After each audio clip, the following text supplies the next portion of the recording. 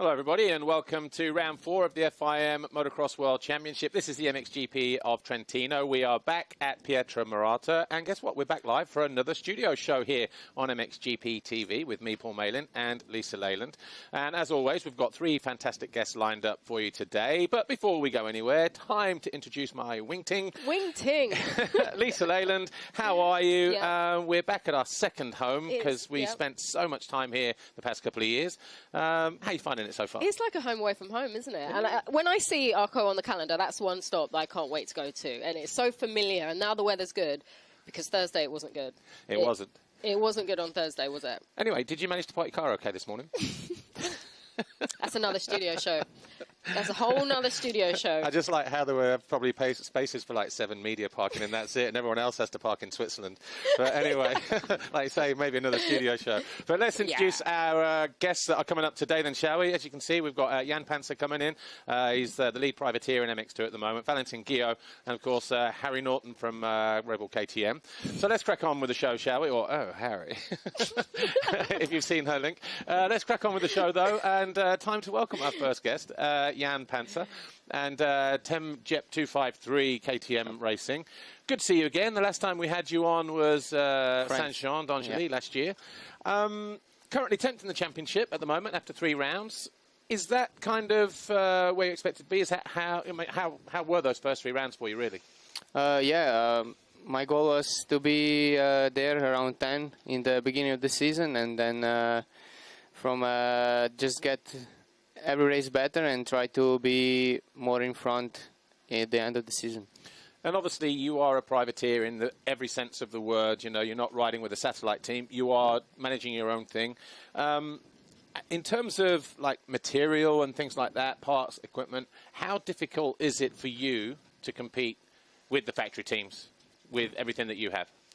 I don't know actually, because I never tried the factory bike, so I'm just riding what I have, and I think it's pretty decent. If you saw in Switzerland, I got the whole shot, so the bike is not bad. But for sure, it's easy to be factory. They have a lot more people behind them, and but with my father, we work good together, so I think I can still be competitive. Right. Well, you mentioned Switzerland. We saw you leading that round qualifying race after getting the foxhole shot. Was it nice to get a taste of being up at the sharp end again? We've got a clip here. Yeah, it was actually really nice. At some point, I was not even feeling someone behind me, so I was like, oh, this is good. But I was riding a bit tight, so I got arm pump, but I really enjoyed the race, and I just hope I can do more races like this. Yeah. Well, as an owner of the team, what goes into putting it all together? I mean, who's the mechanic of the bike? Who books the flights? Who turns the engines? I mean, there's a lot going on. You're not just out on track, are you? Yeah, exactly. I mean, my father is the mechanic. Some races I have a mechanic with me, so it's a bit easier on my father. But about the flights and the organization, is just mostly me, but it's okay. I mean, I can find the time. Yeah, wow. And obviously being up front like this, obviously, you know, we've not seen you at the very front, you know, on a regular basis. But when you're there, does that kind of remotivate you a little bit, just build you with a bit of confidence? You mentioned that, you know, that whole shot, and, you know, you lead, and obviously I guess you tightened up because it's like, well, hang on, I'm not used to being here, but then you do 1 lap, you do 2 laps, it gets easier the more you're in that position. Is that what you find? Yeah, for sure. Mostly of my career I was not good at start, so I was always like coming from behind. But yes, I think my speed is pretty good now, so if I can get a start in front, I can be there for some time, and for sure more laps in front will help to get more comfortable there, and after that I think I can be there. Well, as a family team, you managed to find another level last year on the whole. Did those performances that you saw, I mean, we saw it last year in Germany, you know, where you had those good results, did that help bring in more support for you and your team? You know, did it kind of catch your eye, or their eye? Because you saw like, if you look on paper, there were a lot of sort of consistent top 10 results in that last half of the season. So has that helped you out for this year? And people are going, okay, Jan Pancar, yes, we will, you know, support him more. Yeah, for sure. I get a lot more help from the sponsors and the people around me. So that's why I'm riding all the races this year, so even the overseas. Wow, okay. So that's mainly the reason, and yeah, for sure, being a consistent top 10 guy is much better than just riding in the back, you know. And obviously, with those results and sort of getting more airtime on TV, did you receive any offers from any teams during the off-season or towards the end of the season? And if so, you know, was there a reason why maybe you didn't take them? Yeah, I actually got a few offers, but at the end I just choose to be alone. I mean, alone, to be private team, because I have a lot of good sponsors from home, and I think if I would just choose some different team, I would lose them. And a little bit of the reason is too that this is my last year in MX2, so now I think I have like plan B for the next year. I can still be in my own team and race MXGP, no problem. And if I would go to the other team, if I don't do really good result, maybe then it's really harder to get into and also MXGP, you know? Only 1 year as well, maybe in that respect. Yeah. But if the right deal did come along, the right opportunity did come along, for sure you would take it. Oh, 100%. Okay. Okay. Well, what's next for Jan Pancar? What's the goal for this year? Just constantly ride top 10 and try to be in front as much as possible. I think I'm just one step behind the top guys, and with a few more good races I can maybe catch up to them and then be as much as possible on TV. Yeah.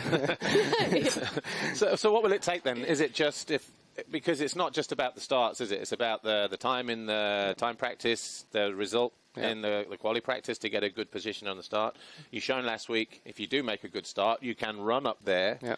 And as we discussed before, the more you're in that position, the more you get used to it, the more relaxed and the more easy it becomes. Sure. Is that what it's going to take, or is it going to take maybe 1 or 2 more horsepower or a little bit more fitness? Yeah, I was in winter. I was a bit injured with my knee, so I missed 1 month of training. Okay. So yeah, I'm feeling I can still get a little better on fitness, and for sure just getting as relaxed and technical on the track, so you're not riding tight. And I think with that, and of course some suspension, little bit tweakings, I think we can get a little bit better. But after that, it's just all on me and Tick. All right, and just real quick before we let you go, while we were talking off-air, you said the track was quite difficult in the beginning of the session, like quite deep in places. Yeah. How do you think that will play out today then in the qualifying races? I think it's pretty good because it's not so quick and just full gas. It's more technical, so I think there will be more lines, easier to pass. So I like that it's more technical. So I'm looking forward to it. All right. Well, look, Jan Pancar, Temjep 253. Thanks for joining us, Thanks, and all the best this weekend and for the rest of the season. And hopefully we see you up there again, pulling some fast starts and whole shots and running up the front with the more established guys. Thank you very much. No problem. Right. We're about to welcome our next guest, but before we do, the show that everyone's talking about, here's another promotional teaser for you. Episode 3, Behind the Gate. If you've not seen it yet, it's online now. Enjoy.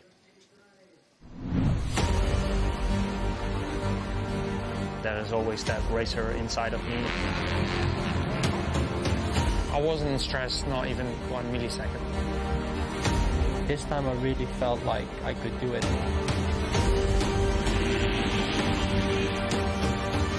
You need to believe that you're the best rider out there. Putting everything into these last 2 or 3 laps. He is going to pass both these guys before this race is done. Can he make the fast stick here? What a comeback.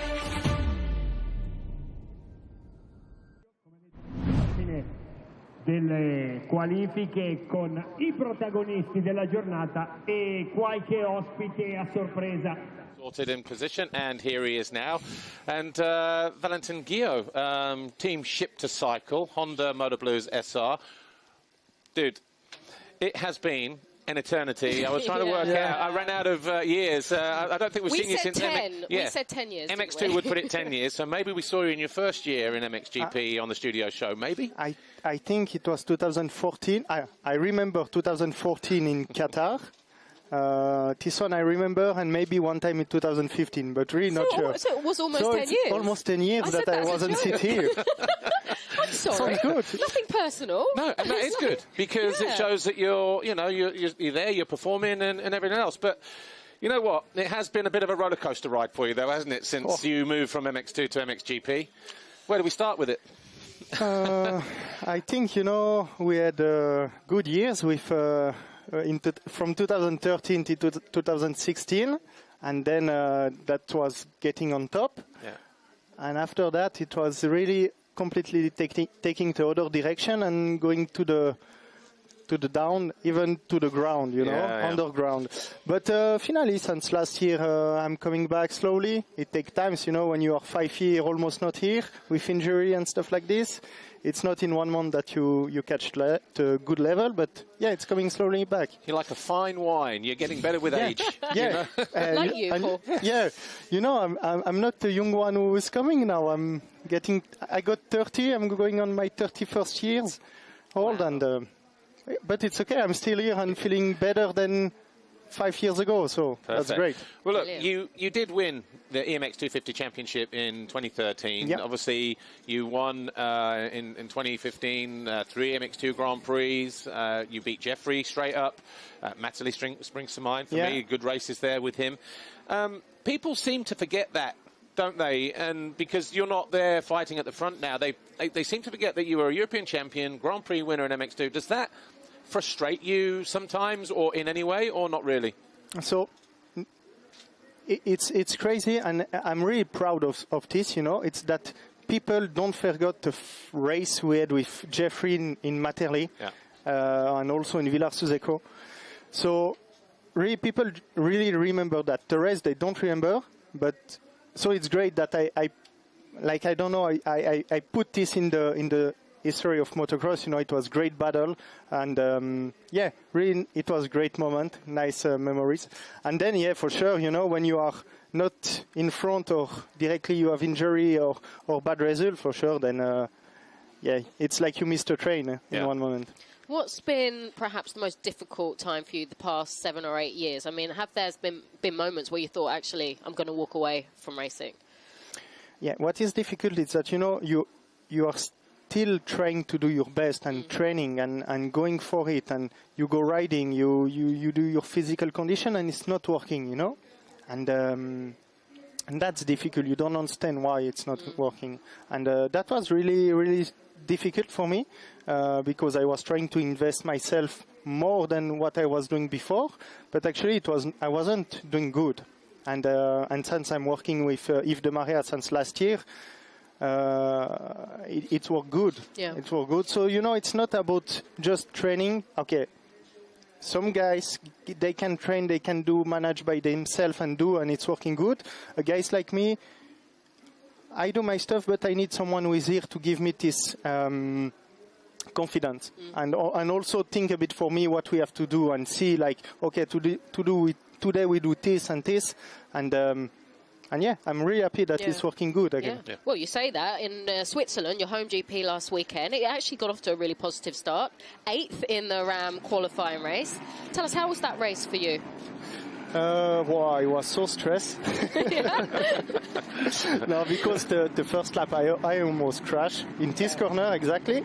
So then I say, okay, calm down and try to just save and make a good qualifying race. And more I was riding, better it was going. So now it was good to make a good quali race already for the big gate.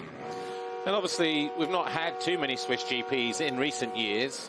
How was the atmosphere here for you? Because they seem to make a lot of noise throughout the weekend. That was and does that give you, as you guys say, the chicken skin?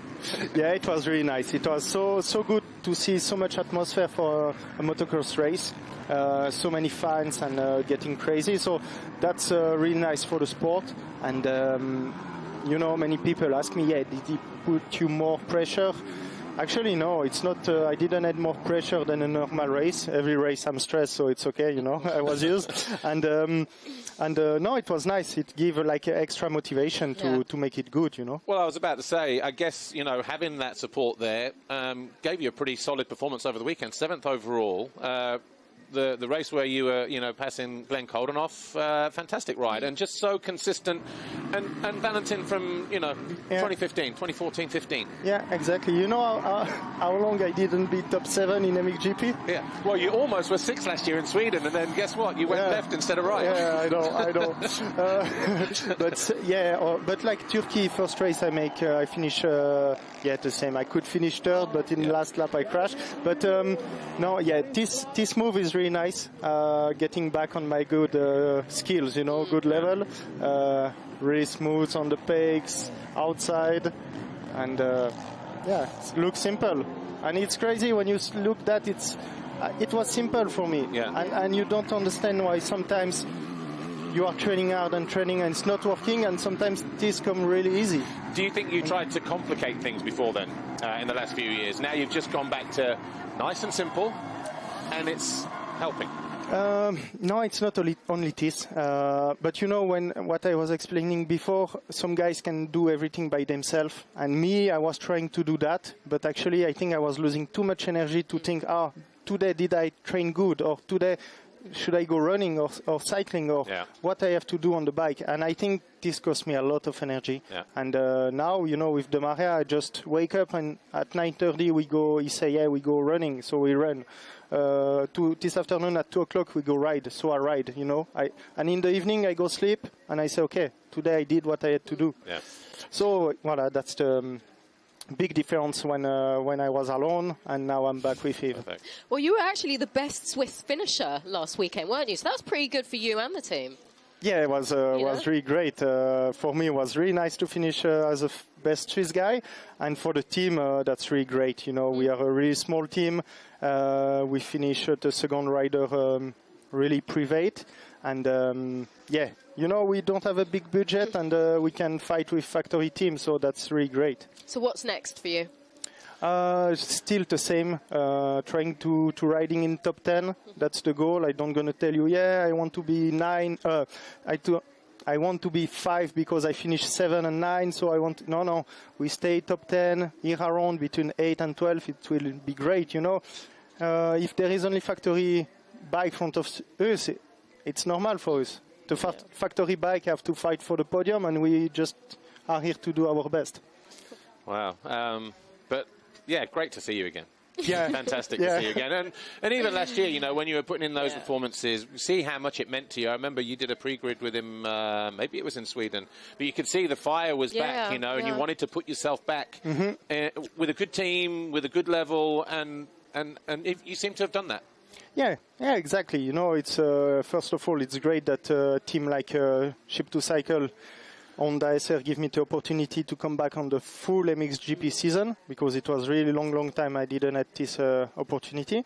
And that people see that work I'm doing is it's getting on the good way. And it's good. You know, also in the evening, on Sunday evening, you see the result and you go sleep and you can be proud, you know. And you can sleep. No, actually not. On Sunday evening after a race, never sleep good. Adrenaline just running through you still. Full gas, the body is still hot, the muscles are painful. Yeah.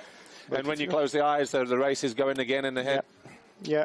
I know what we have to put up with. I still hear your voice in my head when I go to try to go to sleep. It's still in there. Well, look, before we let you go, I was just watching up on the top of the hill in the free practice. The uphill triple, everyone seems to be jumping it now. You were throwing a little bit of FMX? Yeah. Opposite whip? Of turn down, Yeah, it was nice. Yeah, it was cool. I really enjoy to ride today. It's first time I'm riding this side. Last year I wasn't here. And it's nice, and I feel good on the bike. And let's do a good weekend. All right. Well, look, great to see you, Valentin Guillod. Thanks. And thanks for the invitation here. We won't leave it 10 years next time. No. Yeah, because in 10 years I won't be racing anymore. 10 years I might not be here anymore.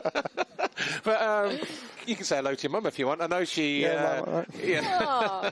But I love your mum. She's amazing. And, yeah, really much. Yeah. My parents really much, and great. Cool. So well, look, nice. great to see you. Valentin Guillod, have a fantastic season, and all the best this weekend. Thank you very much. Cool. No worries. Right, we will welcome our next guest, but before we do, we'll just give Valentin a chance just to vacate the building. And let's take a look at some of the fantastic scenery around this racetrack here in Trentino, shall we? So there you can see on track at the moment. Let's just take a quick look out. I think it's the EMX 250 European Championship riders on track at the moment. And they are in their time practice session. And... of course, we'll be bringing you all the races a little bit later on this afternoon. But, Lisa, great to have Valentin back in the studio, and such a ball of energy. But it's good what you said, Paul, because we said, OK, we haven't had him here for like 10 years, but that's actually a good thing because he's still here. Yeah. He's still in the paddock. He's still getting, like he said, the top 10, 12 results. It says a lot about him, doesn't it? It does. Well, let's just have another quick look above the track here, just see what's going on, if we can. Maybe we can't. Anyway, yeah, we can. So we'll welcome in Harrison. Harrison. We know him as Harry, really. But, Is that your full name, though, Harrison? yeah, we'll get him get the headset on. But you need to see her Insta post in a minute. Paul finds it hilarious, but I was do. just saying your name. That was it. Yeah. Right. Time to welcome our final guest then from Red Bull KTM Factory Racing. A new position for him. We'll talk about that in a moment. But Harrison Norton, and he's now the technical coordinator. Great to see you. Studio show virgin. How's your singing, by the way?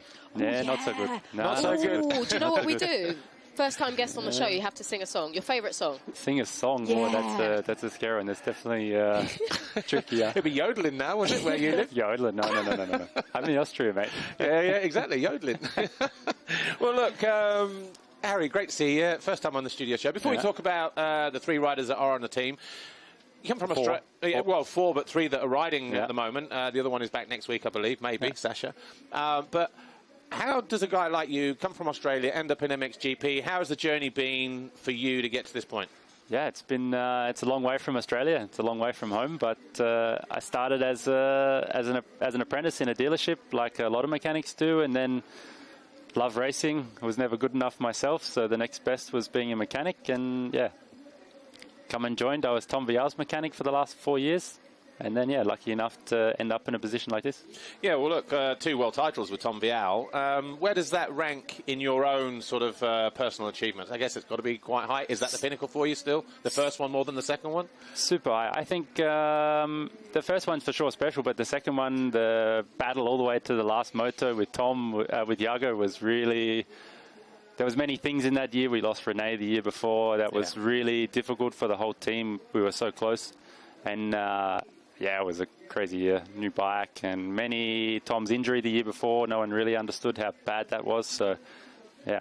Well, with Tom moving to America, new role, technical coordinator. Yeah. Sounds pretty fancy. Yeah. To go with your fancy name, Harrison. Yeah. You know, it's a good opportunity. Yeah, it's amazing. It's really, can't thank KTM and the whole group enough, you know. There's so much trust, and it's been really cool. So I guess now it's less with working with spanners, so a little bit more pen pushing, sitting behind a laptop, a little bit more official. What exactly is your role? What's it entail? Hang on, you asked that. I went and saw him yesterday to give him his TV pass. Right. He was sat there in the backside of the awning, the laptop was open, he was there with somebody else. I'm like... Harrison! You can make yourself look really busy on a laptop, I say that. Was it even charged? Not even switched on, no. But what exactly is a technical coordinator? What are you doing? So my role is to look after all the bikes, the technical direction, so, you know, decisions we're making for the bike for the future right now. I look after all of the overseas freight, you know, the parts, so ordering parts, logistics. We have 2 workshops for us, one in Austria, one in Belgium, so coordinating both the 2 workshops, and then looking after the 8 mechanics that we have on the team. Well, look, we'll talk more at the end of the show if we do have time about those changes. But let's talk riders. Jeffrey Hurlings, first of all. What a journey he's been on so far, not just this year, but the past couple of years. World title number 5, couldn't ride last year. Here he is in Sardinia, probably the race of the season so far. 100 Grand Prix wins now for him. after no racing last year, he's still got it. So have you. Look, you can't take the mechanic and the guy from pit lane, can you? No, once that's in your blood, it's there forever, mate. But I mean, how did it resonate with you and the team, this performance? Because he's made no secret, everyone's made no secret of how tough his journey has been the last 14, 15 months or whatever. So for him to come out and do this, all right, it wasn't vintage Jeffrey, 2 seconds, but he got 2 solid rides, did what he had to do, came away on the top step of the podium. Yeah, I think for the whole team, and it's been a really, really long journey. You know, you take the championship out of 21, there was also a tough year before that. Yeah. So it's been a lot of in between. Jeffrey's not as young as he once was, and, you know, there's been so many surgeries and everything in between. I think for everyone to see him look like that, back on that level, was a lot of gratification and just a nice feeling, you know. Yeah, and obviously you can see the relief, you can see what it meant to him there, not just winning again, but that 100 milestone. Yeah, it was really special for Jeffrey. You know, he's been sitting there for a while. We're waiting for that one, and yeah, it was a really cool feeling for the whole group. Yeah. Well, so many changes to KTM this year. Andrea Adamo has shown that he's most definitely in the MX2 title fight. And he's shown consistency, hasn't he, in the past 3 rounds? How have you been developing things with him? We've just got a picture here. Yeah, so with Andreas, so Andreas working with Ross Metz, so the two of them have really kind of taken off, and he's showing a lot of confidence, and he's a really mature kid for his age. He's very understanding of things around him, and he's been doing really well. Okay. And then obviously with Liam. Yeah, Liam Everts. I mean, a little bit of family heritage there to deal with. Yeah. How's he settling into the team? Yeah, it's been really good. He's had he's shown a lot of speed, but he's had a couple of small mistakes which have, you know, I think he deserves a better result than what he's had for the way he's ridden. But I think it's coming. He's making some good steps with himself, and he's super happy with the bike, so I think it's coming. He's making just 1 or 2 little mistakes. Obviously, in Argentina, there was one where he collided with Kai. That was kind of unavoidable, whatever. But he's still young. He's in a factory team. You know, at the bottom left corner, you can see out of the shadows there. He's trying desperately hard to break out of the shadows of, you know, Dad Stefan and Granddad Harry. It's not easy to do, but he is trying to make his own path, carve his own path in MX2 in the World Championship. What will it take for him just to minimise those little mistakes, do you think? You know, because is he working with Joel as well, or is he just working with Dad? No, he's working with Dad. So Dad is his primary trainer, and I think exactly like you say, it's a lot of pressure. You know, Red Bull KTM is one aspect of that, and then the Everts family name is another. And in general, I think he's really trying to find his way, and I feel like in the last 2 weeks especially, we've made some good steps, and I think, yeah, for sure he will see the potential come out. All right, well, look, we've got a couple of minutes left. Let's talk about some of the changes then. 8 new personnel brought into the team, 6 or 8, something like so that, we've I got heard? 6 new mechanics in the team. So let's start with you then. You've replaced Dirk Grubel, who's moved on to what role now? He is like a project team. I think the correct term is team leader. Okay. Motocross, Supercross for the KTM Husqvarna Gas group. Oh wow, okay. Yeah. And then obviously you've come in to replace him, and then everyone else, I won't say below you, but you know, sort of within that group, so riders and mechanics. Myself and Tony. So Tony's the team manager. I'm the technical coordinator. So Tony looks after a lot of the sports stuff, and then I look after the mechanics and the day-to-day behind the scenes of the team. You know, the shipping for overseas, getting parts to Belgium for the riders, etc., stuff like that. And Banksy is obviously moved upstairs as well. Is he pushing pens? No, what's he he's in a fuel injection department, so he's doing a lot of mapping and electronic stuff. And for those who don't know, well, obviously he was with Jeffrey for the few years up until his last title. But that only happened at the end of last year. Yes. Wayne. Yep. Okay. Yep. So yeah, man, massive changes. So how are you able to coordinate all that? Because it's, I guess, your job as well to make sure that everyone's getting on well. Yeah, exactly. And it's really cool. This year we've got a bunch of new mechanics who are all quite young. Some of them are a little bit inexperienced. I have one Australian guy who was very similar story to myself. Wow. Never been to a GP before. Nice. Argentina was his first GP ever. Wow. So, yeah, it's been cool to bring everyone together. Yeah. Okay, and so he obviously came in wide-eyed and was like, wow, this is cool. What advice did you give him? Enjoy it. Yeah. I think 1 year later you look back at it and you go, you don't really understand how cool it was. You know, so much pressure and everything happening. All right, well, look, Harrison, You know that's going to stick. I'm not going to hear the end of that. That's not going away. That's not Harry going away. Norton, thanks for joining us. The new technical coordinator at Red Bull K10 Factory Racing. And, of course, we wish you and the whole team... just really quickly, Sasha Kunin, he's back next week or the week after, maybe Portugal? We have a scan next week, and then we'll decide what... but for sure, it's not so far away. Yeah. And obviously, because we had so much to talk about with the other guys and the other changes in the team, we've not seen him on the track this year. So, yeah, watch out when he's back. Yeah, I've heard he's a pocket full of fireworks. Oh, yeah. He's fast. All right. Well, look, Harry, thanks for joining us. All the best for you and the team, not just this weekend, the rest of the season as well.